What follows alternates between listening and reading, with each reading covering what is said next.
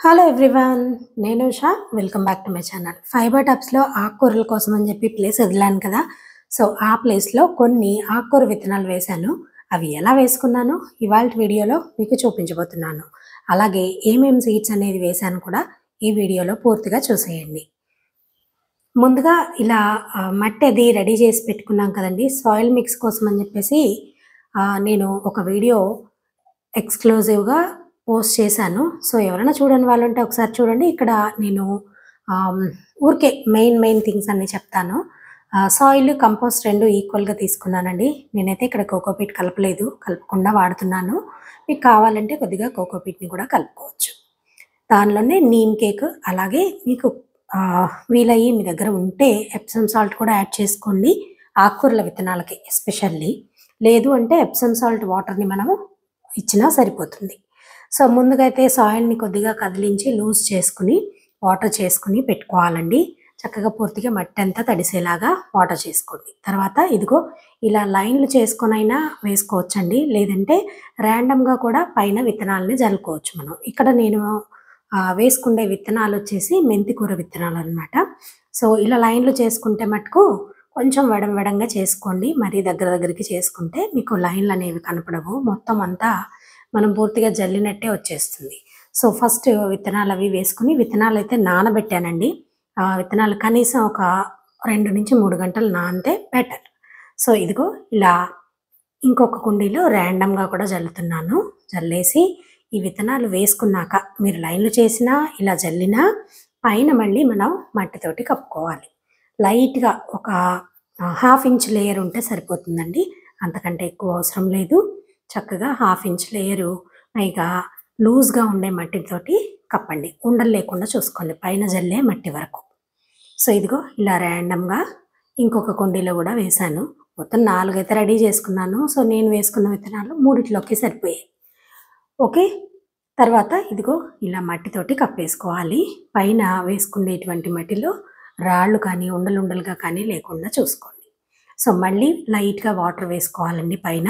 మళ్ళీ మనం మొలకలు వచ్చే వరకు కూడా వాటర్ చేయమన్నమాట. ఈ వాటరే సరిపోవాలి దానికి. సో అందుకోసం అని చెప్పి వాటర్ని ఇప్పుడే మనం సఫిషియెంట్గా ఇచ్చేయాలి.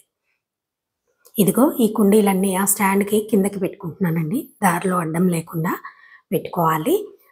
అలా పెట్టుకున్నాక ఇదిగో ఇలా నేను ఏదైనా సరే కవర్ చేసి పెడతానండి, అంటే మాయిశ్చర్ లాస్ అవ్వకుండా ఉంటుందనేసి ఇలా కవర్ చేసి పెట్టుకుంటే అలాగే ఫాస్ట్గా కూడా జర్మినేట్ అవుతాయి అన్నమాట.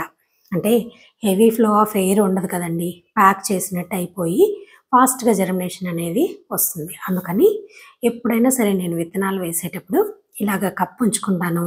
2-3 రోజులు అవగానే అవి మొలకెత్తుతాయి కదా, అప్పుడు ఆ పైన కవర్ అనేది తీసేస్తాను. ఈలోపు వాటర్ చేయకూడదు అనమాట.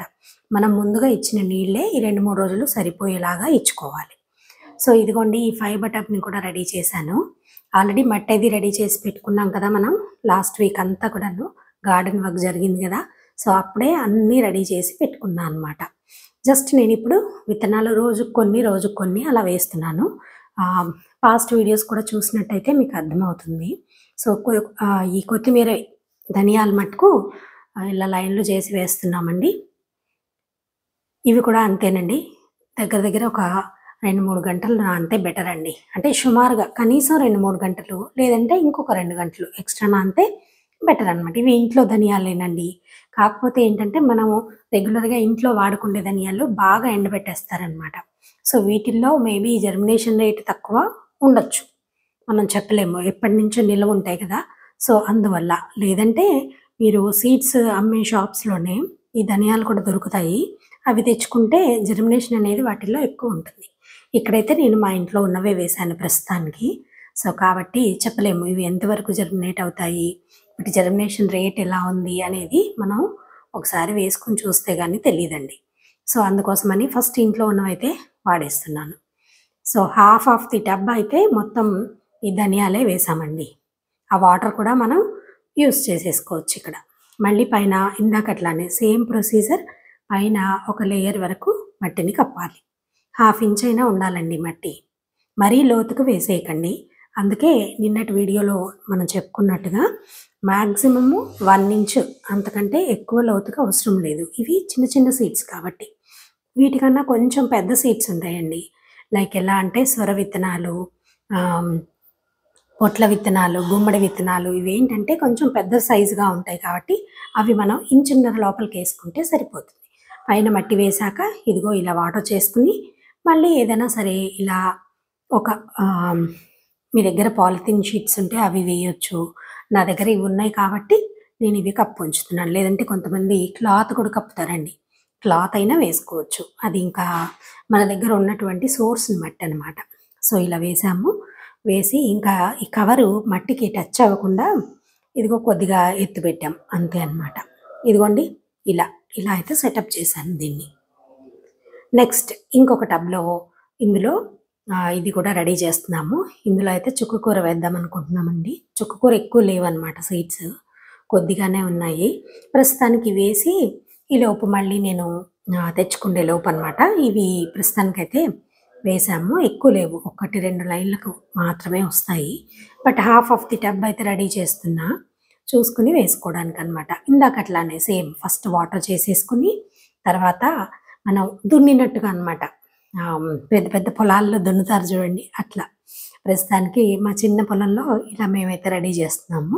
అంటే మట్టి కొంచెం గుల్లగా అవ్వడం కోసం. దట్టు ఏంటంటే చిన్న చిన్నవి మనం సీడ్స్ వేస్తున్నాం కదండీ! ఆ మొలకలు వచ్చినవి ఏంటంటే బుజ్జి బుజ్జిగా ఉంటాయి. అవి వాటికి రూట్స్ వచ్చినప్పుడు ఆ రూట్స్ ఈజీగా మట్టిలోకి వెళ్ళిపోవడానికనమాట. మట్టి టైట్‌గా అయిపోయి ఉందనుకోండి, ఆ రూట్స్ అనేవి త్వరగా కిందకి వెళ్ళవు. అవి కొంచెం కష్టపడాల్సొస్తుంది. అందుకోసం అంత లేతగా ఉండే మొక్కలు అంత కష్టపడలేవు కాబట్టి మనమే వాటికి ముందుగా ఈ పనంతా చేసి పెడుతున్నామనమాట. సో, అలా ఒక దున్నినట్టుగా చేసుకొని ఇదిగో ఇవి కూడా ఇట్లా లైన్‌లలాగా చేసుకొని ఆ లైన్‌లలో అయితే వేస్తున్నాం. ఈ చుక్కకూర విత్తనాలు కూడా నేనైతే నానబెట్టానండి. ఓహ్! 2 లైన్‌లు వచ్చేసాయి. సో, నెక్స్ట్ లైన్‌కి కొద్దిగానే వచ్చినట్టున్నాయి. సో, అదనమాట. ఇలా అయితే వేసుకున్నామండి. మళ్ళీ యాజ్ ఇట్ ఈజ్ ఇందాకట్లానే దీనికి కూడా పైన మట్టిని కప్పేసుకొని అవసరం పడితే ఇంకొద్దిగా మట్టిని యాడ్ చేయండి. ఇవేంటంటే పైన ఒక లేయర్ ఉండాలి. మనకి సన్ రైజ్ వాటి మీదకి పడినా అవి మొలకెత్తడానికి ఏంటంటే అట్లా దాక్కుని ఉన్నట్టుగా ఉండాలి వాటికి. సో, అలా పైన కూడా కొద్దిగా మట్టిని వేసుకున్నాము. మట్టిని మట్టుకు మంచిగా కలుపుకోండి. సారవంతమైన మట్టినివ్వండి. ఇవేంటంటే ఫాస్ట్‌గా మొలకెత్తుతాయి. మనం ఫాస్ట్‌గా కోసుకోవడానికి కూడా అవకాశం ఉంటుందండి. ఆకుకూరలు ఎప్పుడంతే. మనం వేసుకోగానే వితిన్ 1 వీక్‌లో జర్మినేట్ అయిపోతాయన్నమాట. జర్మినేట్ అయిపోయి ఫాస్ట్‌గా ఎదిగిపోతాయి. అందుకని వీటికి ఇంత ప్రిఫరెన్స్. సో, మట్టి కూడా చాలా చక్కగా సారవంతంగా ఉండాలి. సో, అలా పైన మట్టి వేసేసుకోగానే మళ్ళీ ఇంకాసన్ని నీళ్లు పోసేసుకొని పైన ఏదన్నా కవర్ చేసుకోవాలండి. వాటర్ మట్టుకు జర్మినేట్ అయ్యేదాకా ఇవ్వాల్సిన అవసరం అయితే పడదు. సో, ఇదిగోండి వీటి మీద కూడా ఇలాగా ఒక కవర్ అయితే నేను పెట్టేసి పైన అది ఎగిరిపోకుండా ఒక 3, 4 కర్రలు అయితే పడేస్తున్నాను. సో, దీని సెటప్ ఇలా చేశామండి. మనము 2 రోజుల క్రితము గోంగూర విత్తనాలు వేసుకున్నాం కదా! చూడండి ఇప్పుడు అవి చూపిస్తాను మీకు. ఇదిగో ఇలా జర్మినేట్ అయిపోయాయి. పైన కవర్ తీసేసాను చూడండి. జర్మినేట్ అవ్వింది అని మనం చూడంగానే ఆ పైన కవర్ తీసేస్తే ఫాస్ట్‌గా ఇలా పైకి లేస్తాయన్నమాట సన్ రైజ్ పడి. సో, అది లాజిక్ అండి. అలాగే నేనైతే ఇంతవరకు వాటర్ చేయలేదు. 2 డేస్ అవుతుంది వాటర్ చేసి. సో, చక్కగా జర్మినేషన్ అనేది ఉందండి. సీడ్స్ కూడా మంచి క్వాలిటీ సీడ్స్ తెచ్చుకోండి. అండ్ అలా విత్తనాలు వేసుకున్నాక ఇదిగో తోటకూర రెడీ అయిపోయింది అనేసి తోటకూర కోసుకొని వెళ్ళామండి. ఇది రెడ్ తోటకూర అలాగే గ్రీన్ తోటకూర చక్కగా రెడీ అయ్యి ఉంది. ఇది అది మిక్స్ చేసుకొని ఇవాళ పప్పు చేసుకోవాలని చూడగానే అసలు నోరూరిపోయేలా ఉంది. ముట్టుకుంటే విరిగిపోతున్నాయి చూడండి. కాడలు కూడా చాలా బలమండి. అసలు రెగ్యులర్‌గా రోజు తోటకూర తింటే అంతకంటే ఆరోగ్యం ఉండదట.